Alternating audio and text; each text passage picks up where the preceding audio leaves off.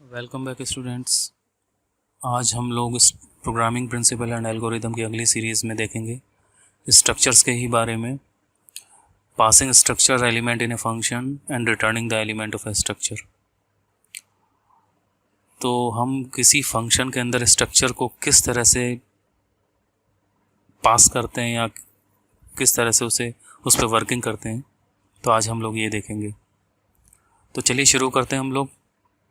तो इसमें मैंने स्ट्रक्ट पिक्सल लिया है, स्ट्रक्ट पिक्सल, और इसमें int L B and H T तीन तरह से, मतलब तीन वेरिएबल्स इसमें लिए हैं पिक्सल के, और एक एरिया नाम का और वेरिएबल ले लिया है लॉन्ग इंट में।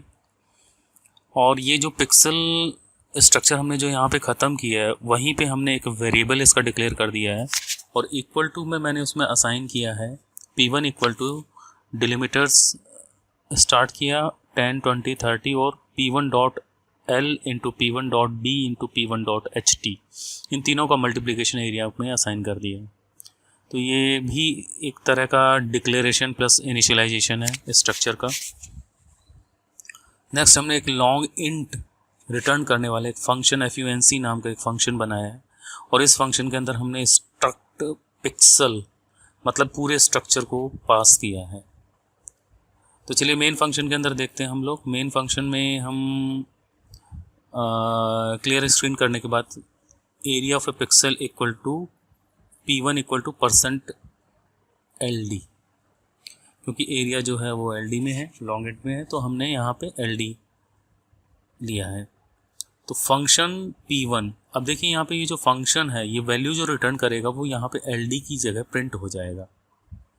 तो यहाँ पे मैंने जो पास किया है वो p1 पास किया है, तो p1 इज ए पिक्सल का वेरिएबल है, स्ट्रक्ट पिक्सल का वेरिएबल है p1, जिसे मैंने पूरा पास किया है यहाँ पे। और पास करने के बाद जो इसे रिसीव करेगा, long int function FUNC struct pixel $p, तो यहाँ से जो p1 पास करेगा वो $p इसे रिसीव करेगा, यहाँ पे $p रिसीव कर लेगा। रिसीव करने के बाद मैंने यहाँ पे रिटर्न कराया pp डॉट एरिया, तो ये जो एरिया रिटर्न होगा ये यहाँ पे LD की जगह प्रिंट हो जाएगा, area of a pixel equal to.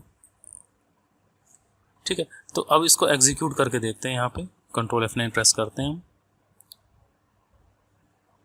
ये देखिए area of a pixel p1 equal to 6000, तो यहाँ पे ये 6000 प्रिंट कर रहा है। तो इस तरह से हम जिस तरह से हमने यहाँ पे पास किया है फंक्शन के अंदर, सिंपली फंक्शन के अंदर एक स्ट्रक्चर को पास किया, और हम यहाँ पे रिटर्न क्या करा रहे हैं, एक पिक्सल p1 का एक वेरिएबल को रिटर्न करा रहे हैं, उसके मेंबर को रिटर्न करा रहे हैं, डेटा मेंबर को रिटर्न करा रहे हैं। तो इसी तरीके से हम डेटा मेंबर को एज ए फंक्शन के अंदर पास भी कर सकते हैं, और उस पर हम प्रोसेसिंग कर सकते हैं। ठीक है, तो होप आप लोगों को ये प्रोग्राम समझ में आया होगा। ठीक है, इस सीरीज़ के नेक्स्ट प्रोग्राम की तरफ बढ़ते हैं हम लोग। Thank you.